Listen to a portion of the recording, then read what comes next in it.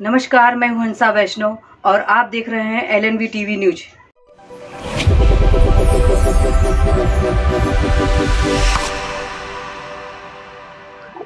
नमस्कार, स्वागत है आपका। मैं हूं डॉक्टर एलएन वैष्णव और इस समय आप देख रहे हैं एलएनवी टीवी न्यूज। बार बार शिकायत करने वाले, शिकायत के आधार पर ब्लैक करने वालों के विरुद्ध अब मध्य प्रदेश सरकार शिकंजा कसने जा रही है। ऐसे कार्य में संलिप्त लोगों के लिए बुरी खबर है और अच्छी खबर उन लोगों के लिए है जो इन शिकायतकर्ताओं से होते थे परेशान।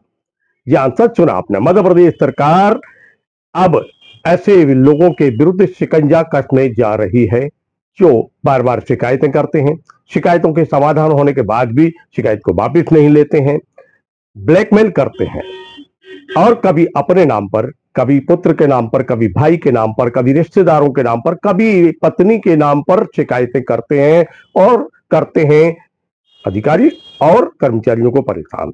ऐसे लोगों के लिए अब बुरी खबर है। सरकार कार्रवाई कर रही है। वह एक आदेश जारी कर चुकी है।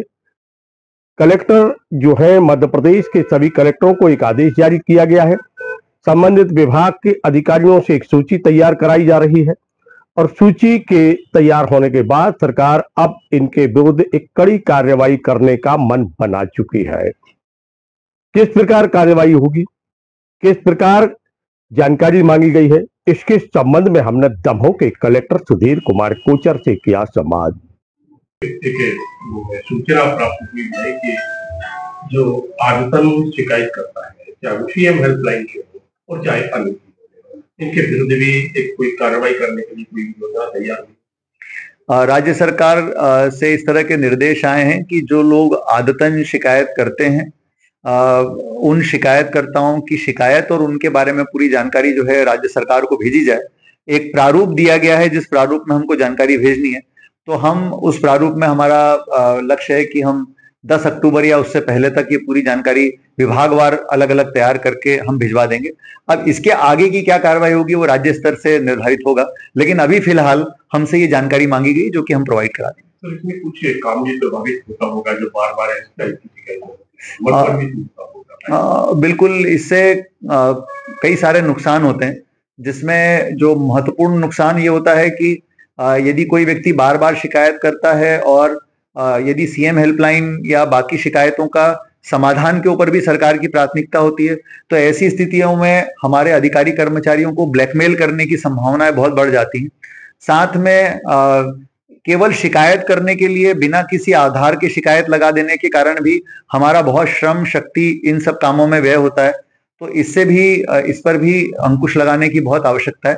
हमारा स्पष्ट मानना है कि आप शिकायत यदि करते हैं और यदि शिकायत तथ्यात्मक है तो उस पर बिल्कुल कार्यवाही की जानी चाहिए, उसमें कहीं कोई दो राय नहीं है। लेकिन यदि किसी को सिर्फ परेशान करने की दृष्टि से जब शिकायतें की जाती हैं तो इससे हमारा शिकायत निवारण तंत्र का उद्देश्य ही निष्फल हो जाता है। तो ऐसी स्थितियों पर नियंत्रण करने के लिए राज्य सरकार के द्वारा संभवतः ये कार्रवाई की जा रही है। मित्रों, ये थे दमोह के कलेक्टर सुधीर कुमार कोचर, जिनसे हमने संवाद किया, उनसे चर्चा की, किस प्रकार की योजना है, सरकार ने किस प्रपत्र में उनसे जानकारी मांगी है। ज्ञात हो कि सीएम हेल्पलाइन को व्यवसाय बना लिया है कुछ लोगों ने, जिसके चलते जहां एक और अधिकारी और कर्मचारियों के मन पर, उनके कार्य पर विपरीत प्रभाव पड़ता है, वहीं दूसरी ओर वह लोग जो वास्तव में शिकायत का आधार बनाकर अपनी समस्याओं का समाधान कर सकते हैं, वह भी नहीं कर पाते हैं, क्योंकि इनकी संख्या होती है बहुत कम। बताया जा रहा है कि 90% शिकायतें फर्जी होती हैं, जिनका कोई सिरोधार नहीं होता, यानी उनके कोई स्थिति ऐसी नहीं होती है कि वो शिकायत जायज है, फिर भी शिकायतें होती हैं और जिसके कारण काम प्रभावित होता है। बार बार शिकायतें मिलने के बाद अब सरकार ने ऐसे शिकायतकर्ताओं के विरुद्ध कार्रवाई प्रारंभ कर दी है।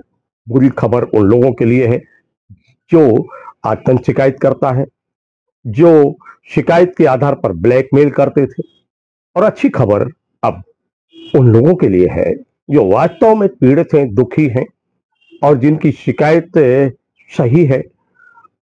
वह लोग भी अब इसमें प्रसन्न हो सकते हैं जो इन आतंक शिकायतकर्ताओं के शिकार होते थे।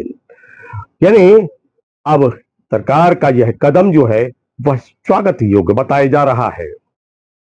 मित्रों नमस्कार, आप हमारे इस चैनल को लाइक करें, कमेंट्स करें और सब्सक्राइब करें। और सब्सक्राइब करें।